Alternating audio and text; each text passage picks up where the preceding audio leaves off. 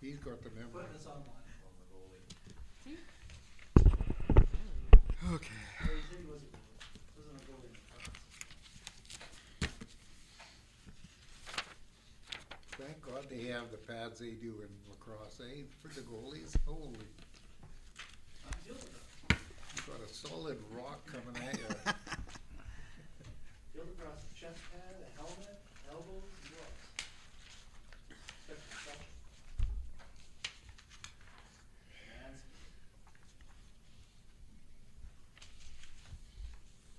I was never tough enough to play lacrosse. Tight little house you think in there.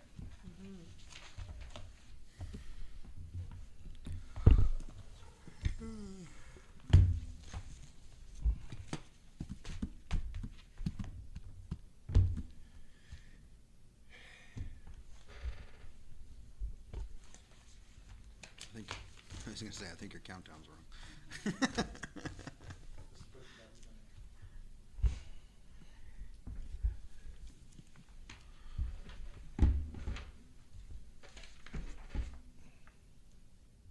in. Call the meeting to order. I want to acknowledge that the Smokeman Valley, in which we learn, work, and organize, is the ancestral, traditional, and unceded territory of the Smokeman people and home of the Upper Smokeman Indian Band. Can I get a motion to adopt the agenda? Make the motion, Mr. Mayor. Thank you. Willis, McLean, all in favor? Carried, thank you. We have the April 15th regular meeting of council minutes to adopt. Do we have a mover for that?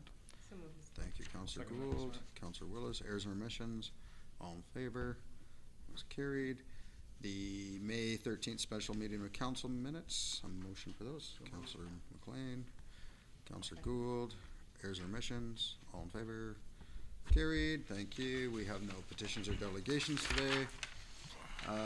Takes us down to a staff report, RDWS MOU, Emergency Services. Lyle?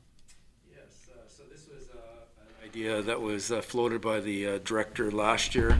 The RDOS recognizes the level of cooperation and support given by town staff to the Emergency Services Department. So we floated a MOU last year, and there was a financial contribution that was made by the RDOS. The RDOS felt that it was a successful program last year, and they would like to continue it on for an additional year. So that's what's before us now is the renewal of a MOU by the RDOS. And they pay 1/3 of Yes. Ed's wage, so. Yeah. 1/3.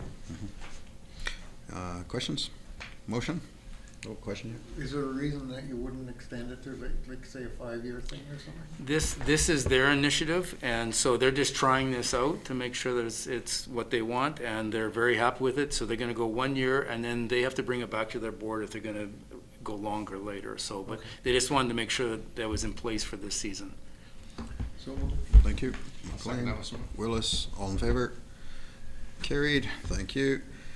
6.2 BC Transit 26-27 Annual Operating Agreement. Lyle? This really is just a housekeeping item. Every year we enter into an agreement, annual operating agreement with BC Transit. They are partners with us on the transit system within town.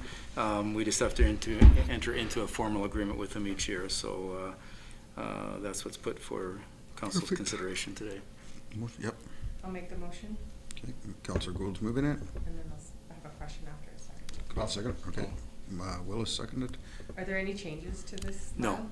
So, No, the only real change, but it was a change that happened last year, was we've now downloaded the regional service to the RDOS, but this is strictly for the in-town service. okay. Yeah. And then do you have an estimate on when we might hear more further of our in-town? No? Okay, thank you. Not at this time. Okay. All in favor? Carried. 6.3 Development Variance Permit Application 67 Kenley Avenue. Mark? Thank you. We've got a variance application for site coverage and interior setbacks for construction of a new single-family dwelling. The variance setbacks would be a minor variance that staff could handle. The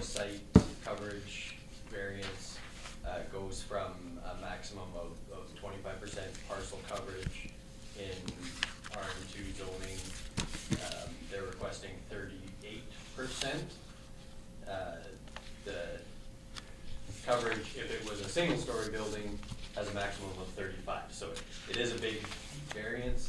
The 25% coverage is mostly for massing. It's a multifamily zone. If you were building an apartment building, something like that, the massing might be different. In this case, the developer is wanting to just do a single-family home.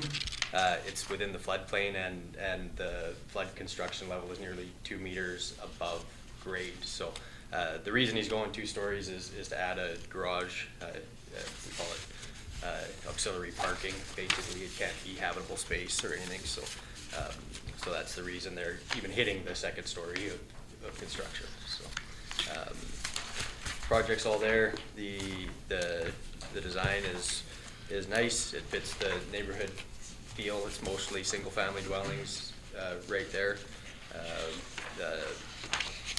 The community services is across the lane, and family services a few doors down in the institutional zoning, but mostly RMG zones. And those are pretty skinny lots there. Yeah, that lot's under 12 meters. Yeah. Good. How many square feet is the house? I don't see that. 1450, I think, 25 by 58, so, yeah. Good. And our I think the design, I mean, we all know what our flood construction levels are now, and we're starting to see a lot more of these kind of designs. They are, because they're in the floodplain, they're required a geotech. They're required a structural engineer for the design, again, knowing it's in the floodplain, and a floodplain covenant as well with the towns. Perfect. Site of my first home, $31,000. That's what the plans cost. Yep. So just a question, the maximum coverage and stuff, would that include normally like a building, like a garage too?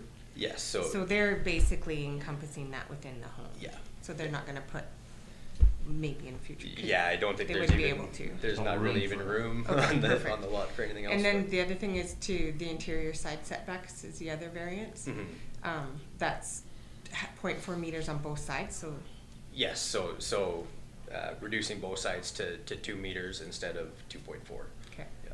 And then would you say that this is a good example of that intent to build to get wet? Mhm. Okay, perfect. Yep. Thank you. I'll make that motion, Mr. Mayor. Thank you. Councilor Willis is making a motion.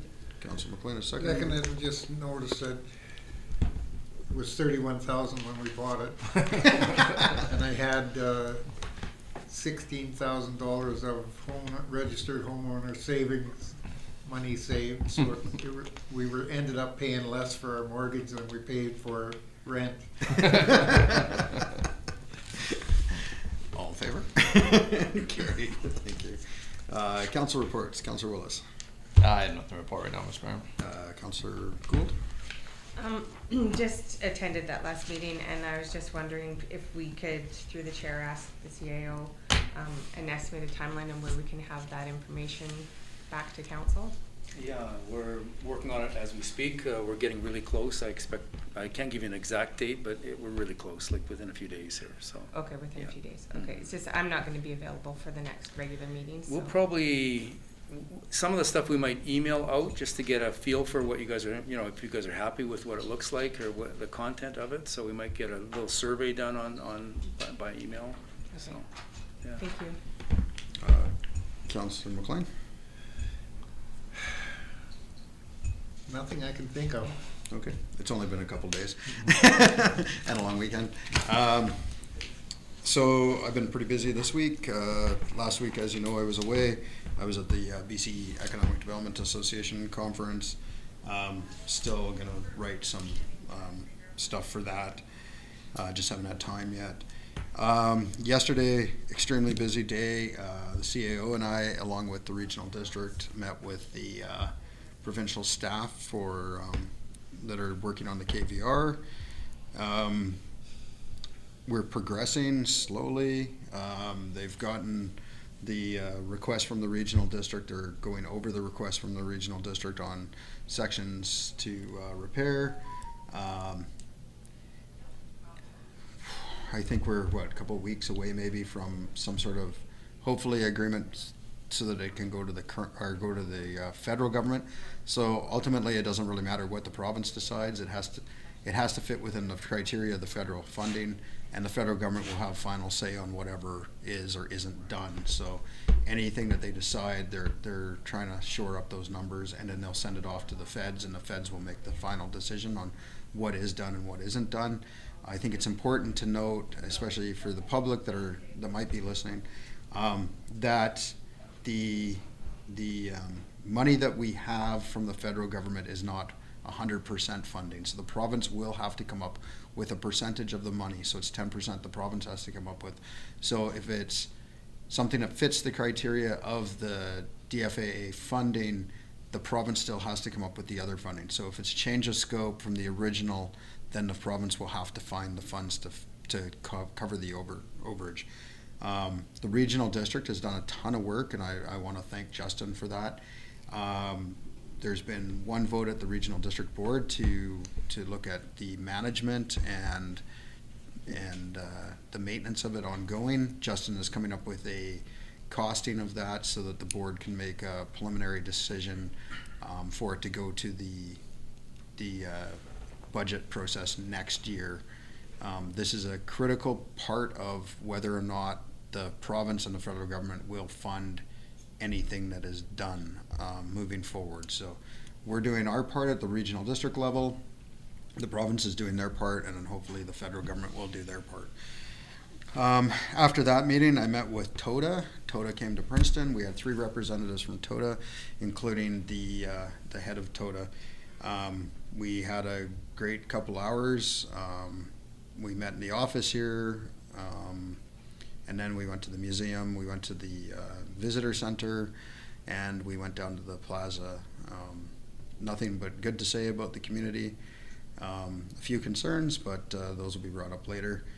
And they are going to reach out in the future to continue to work with us on some things that are coming down the pipe from the province. There's not a lot of funds, but there are some very targeted funding opportunities that are coming.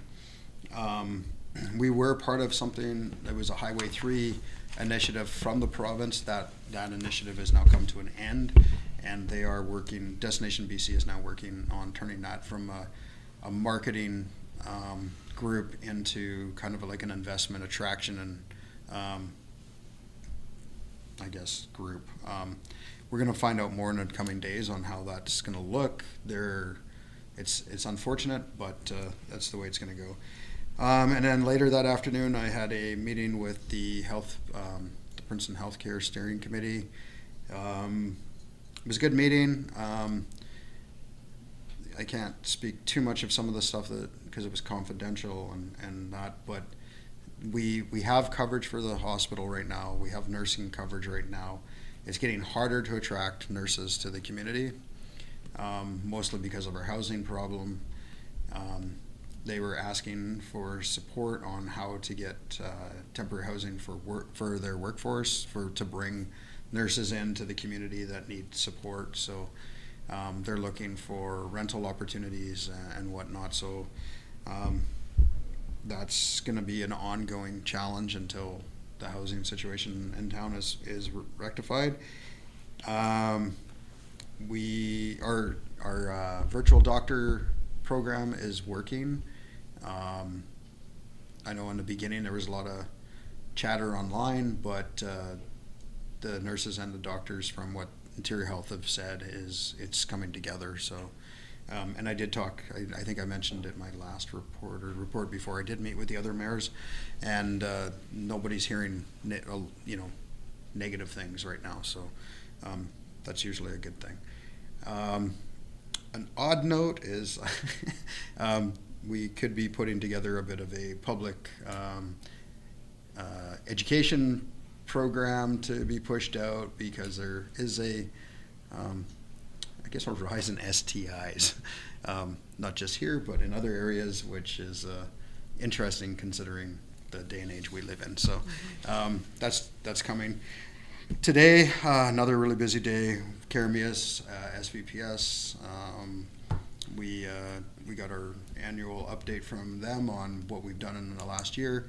I've got some packages to give you guys later. They'll be in your box when I get them all done. So the just the marketing and the programming are the programs we're working on. And then Lyle and I just got out of a meeting with what we're calling ourselves the West Coast Corridor Resiliency Partnership. This is a group of 5 communities, kind of spearheaded by Merritt. So it's Merritt, Princeton, Hope, Abbotsford, and Chilliwack. And we're looking for funding and support on flood mitigation from the federal government. We have shifted direction from the way we looked at this before. We're looking at the Prime Minister's key drivers right now. So that's why we're a corridor, and we are looking at the transportation network, the gas line and power infrastructure through our corridors, and how if we don't protect and make our corridor more resilient, there is no in and out of the Lower Mainland. That includes oil, gas, natural gas, hydro, and goods and services. So the group is off to FCM. I'm not going this year, but FCM in Edmonton in a couple weeks. They're trying to obtain meetings with with ministers with the government, as well as with representatives from FCM. So far, nobody has taken our meetings, but there's a push coming out in the next few days on social media that will come from all of our communities. And we are sending letters of request for support to industry and those that will be impacted if the corridor is shut down again. Did I get it all out? Yeah. I think that's it. So it's busy couple days. Couple questions. Do you have can you give any indication of what we could hope for as far as the trail goes, in terms of what's the best we could hope for? So the regional districts identified 4 corridors that are kind of like the key parts to try to save. Those are being looked at right now by the province, and those are the priorities of the province right now to save. A lot of it's going to come down to the overall cost. So, and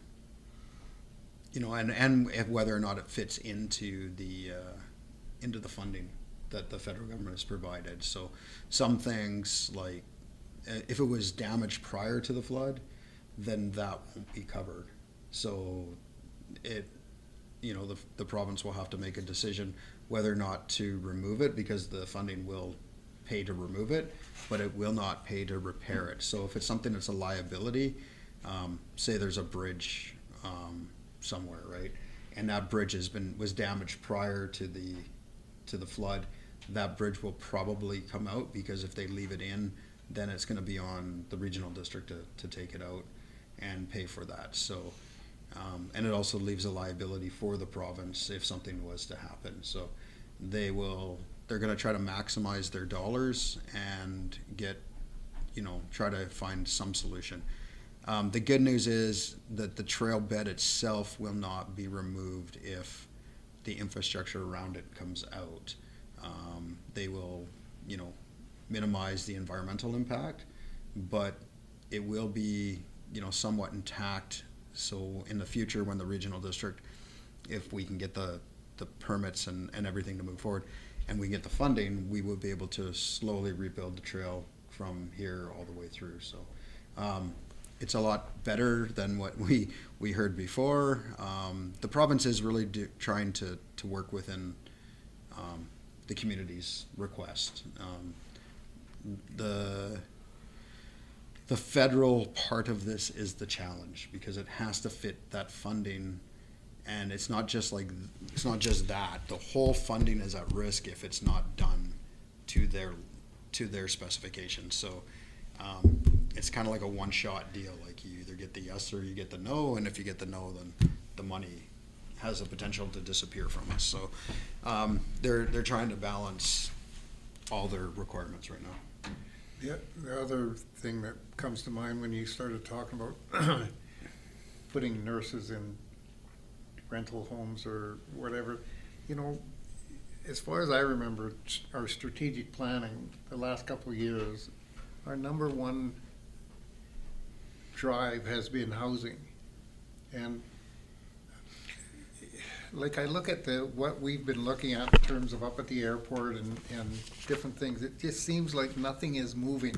Is that coming as a result of our failing in terms, just like our failing in terms of we're not moving fast enough or whatever, or we are not able to access investment opportunities from people that are willing to build houses or whatever? No, I mean, the apartments, well, I'll just speak to the one apartment. I mean, that is, what are they breaking ground this month or next month, hopefully, for the foundations? But there's still archaeological work going on there. The airport, we didn't get notice till last fall that it was coming out of the ALR. So, I mean, that's been a big challenge for us is that level. Another apartment in town, there was covenants and easements and whatnot that had to be approved, and that took, how many months was that? Back and forth between legal, back and forth with the other partner or the other participants. So really, I mean, the big projects, it's, you know, we've been full steam ahead and we've been trying to facilitate the best we can. I know Mark and Carrie have gone back and forth with all of the proponents numerous times trying to support the best they can, but when we're at the mercy of other parties, it's not really on us. We do have, you know, there are a number of buildings being built right now and other things happening, so things are moving forward, just not as fast as we'd like. Carrie had her hand up, so. I can just say that the building department reported to me that community services should be getting their building permit hopefully next week, but they've been given permission to bring in their work equipment and their ACO trailer office for safety and stuff. So there should be some movement happening down on Bridge Street. So at the end of the airport where we kind of talked about hangar homes and that sort of thing, that wasn't ALR, was it? That is not ALR. So, The other oh, section. absolutely, no, I know. It wasn't one or the other, it was like, we have to do it all to be able to afford it. Oh, I see. Right, okay. because there's gonna be major infrastructure upgrades to get to the, So once the the one top section. part gets. well, I think they okay, wanna then- build out the bottom first and then the top, but the cost of the infrastructure without being able to develop the hillside was a no, there was no deal, right? So, Yeah.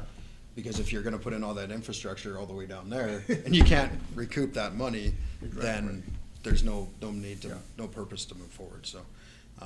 No, I think I mean, there's been some other things that have, you know, fallen through, like, we had somebody come and ask us a couple of years ago about a possible boundary expansion. That would have been a nice build out, that fell through because, again, of a third party. So a lot of this is outside of our control on these big builds, so unfortunately, and then other people come in and they, you know, they come up with a plan and then they try to sell the plan and not I move think the forward with it. bottom line of what also has to be mentioned is, you know, adding 400 employees up at the mine is not like chopped liver. This is More now. This is huge, and then I hear about BC Green needing to add people, and you know, it's all coming at once. And so I guess you can't help but get frustrated in terms of we can't move fast enough, but we just don't have the ability to circumvent all the requirements that have to be done in order to make progress. Yeah, and there's a lot of people risk adverse right now, so they don't wanna get into taking a risk on something if there's no deal done, right? I mean, I've had this, and I'll say this, and I said it in the meeting yesterday, I've been frustrated with Interior Health because I've been telling them since day one, the mine is growing, the community is growing, you're going to need to invest somehow in housing for your workforce. Whether you sign an agreement with one of the developers or something, it needs to be done. And it was funny because we have a new manager. She's been here for, I don't know, 6-7 months, maybe a bit longer, that manages the South Okanagan Similkameen. And she's like, yeah, I think our very first meeting you brought that up. And I've been like a broken record. Like, Interior Health needs to do something to support their workforce, because when we have nurses that are coming here on temporary, or they're coming here to learn, or they're coming here to fill in, they don't want to take a shift more than 1 or 2 because they don't know if they have a place to stay in the long term. So now it's all caught up and everybody's in the same boat. So,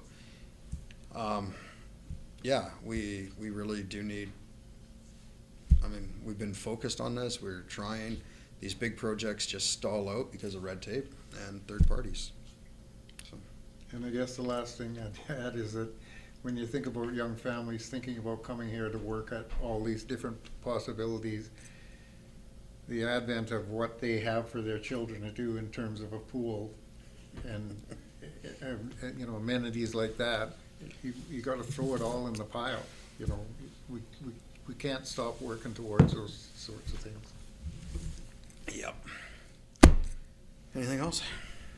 So I'm going to go out of the norm here, and I know Jared's got a quick little update for you guys, so we don't have a spot for his report, so I'm just going to ask him to give you a quick update right now on what he's been working on, and just so you guys know. Thank you. It's pretty much what Lyle just said, but just a little bit longer form. Yeah, as at the previous council meeting, council directed staff for an update regarding what's going on with the program. We're still working on the full proposal or recommendation to council. Just waiting for a few more things. We've spoken with Neptune. We're just waiting for a meeting with the grant funder, just to see how the funding can be allocated if we were going to look at different options or phase approaches or anything like that. Yeah, I just wanted to say that, you know, we had the open house. Lots of people showed up. There was lots of concerns brought up and just a lot of questions, and we've taken that into consideration and want to look at this different approach on how we can keep this rolling. Yeah, like I said, we've spoken with Neptune. They're on board. They want to keep installing like they can.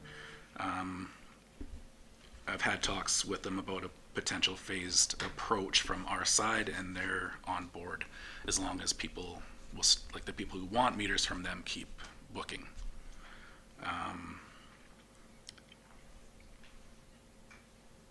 What else do I got here? Yeah, in addition to that, we are still working on the amendment to the water meter bylaw as well. I believe that's still with legal. All these things should be coming together very soon, and we'll be able to give you guys the full package.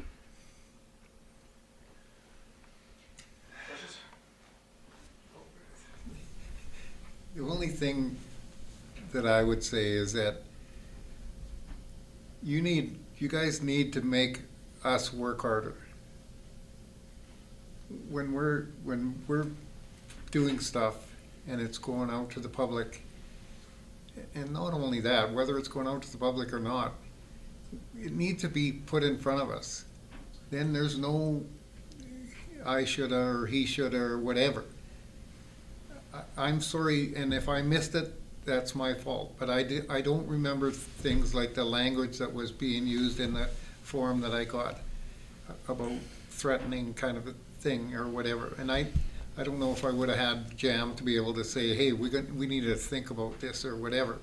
But at least if it was put in front of me, then I have the opportunity to be able to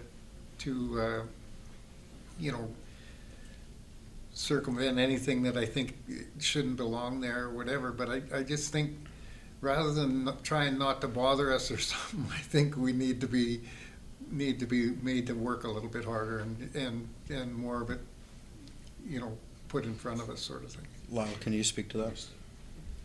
Yeah, you know, I guess my first thought is, you know, we rolled out the commercial program 2 to 3 years ago, and it went very well and quite smoothly. And so using that information, rolling into the residential water meters, we thought, we didn't anticipate that there'd be this kind of question or concern or whatever. Like, we thought we were actually doing something really good for the community. We knew that we wanted to get to water meters. We knew that it was going to be expensive to roll it out. Last minute, we found a grant, which we thought, boy, this is going to be fantastic for the community. We thought that everyone's going to be really happy. And so we started to roll it out, and we didn't anticipate it. And so it's been very fluid. I mean, really, it's only been a couple months that we've sort of started rolling this out. So we're reacting. We're in a reactive mode, and we're trying to get out in front of it here now. But we didn't anticipate this kind of pushback, to be honest. So hey, we could have done a better job, for sure. There's no question about it. But we didn't anticipate this either. So now we're trying to gather our thoughts, trying to come at it from a new approach, and trying to get it so they'll roll out a little bit easier. So.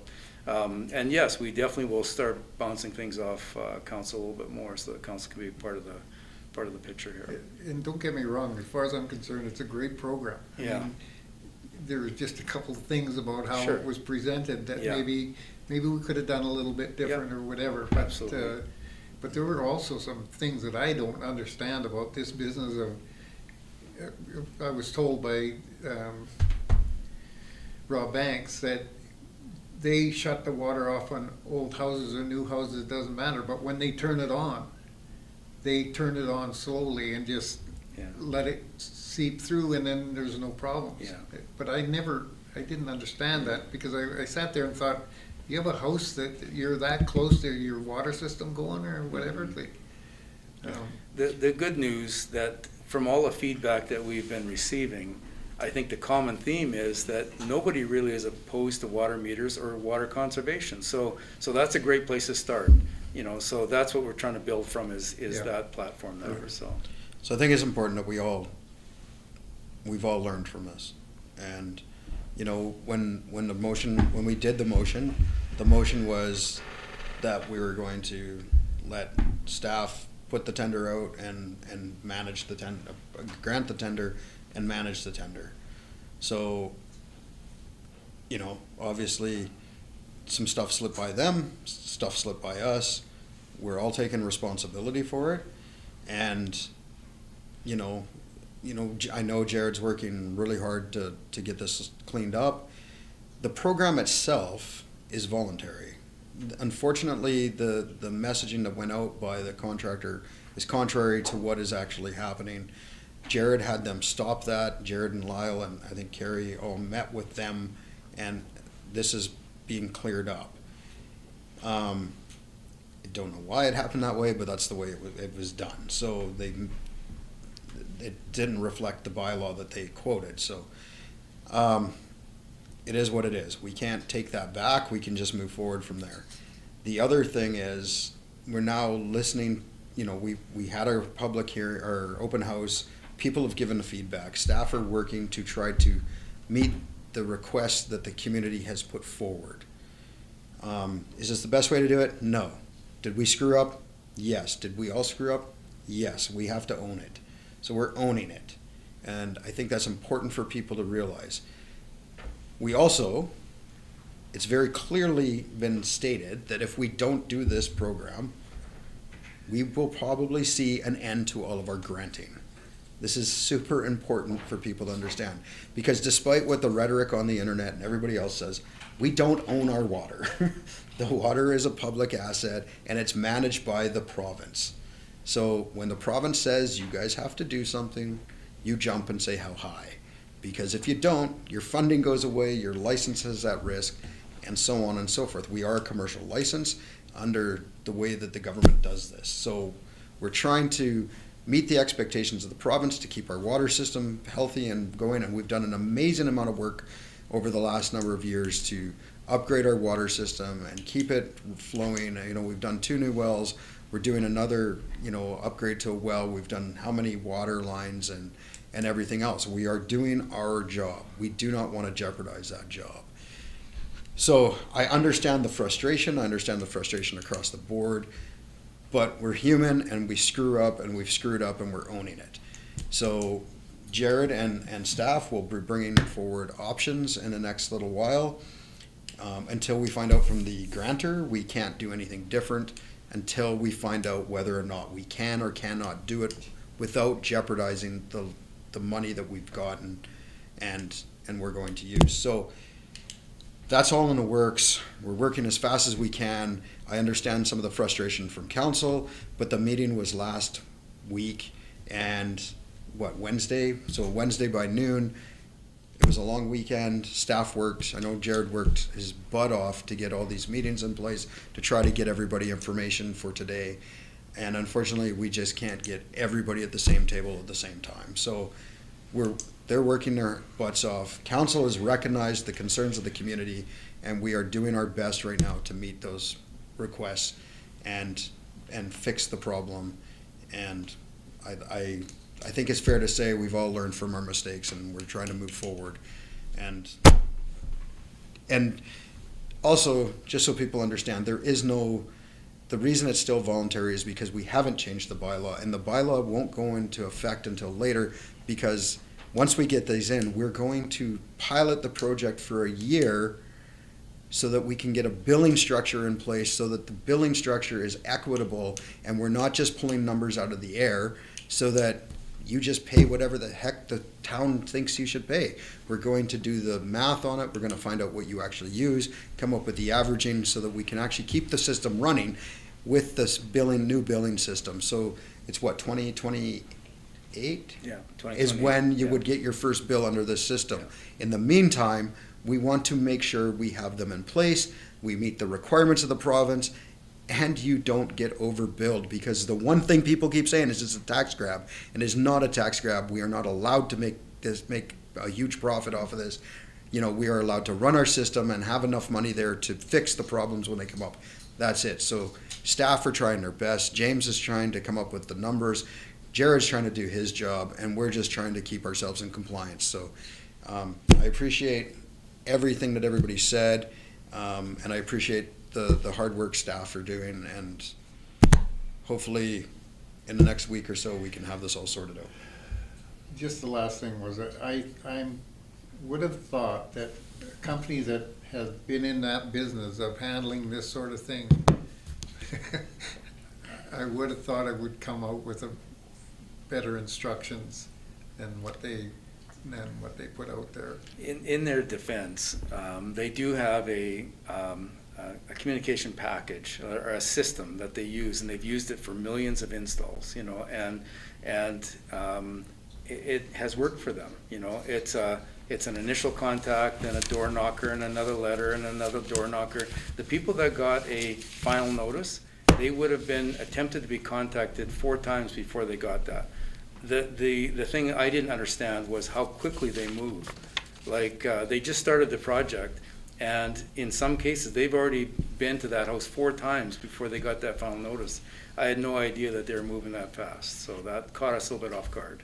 And the fact that they were referring to the bylaw that didn't support what they were saying. So that's the part we didn't catch either. So mistakes on our side, but also they have a system that they use that looked good on paper, but putting it in practice and at the speed that they roll it out was faster than we anticipated.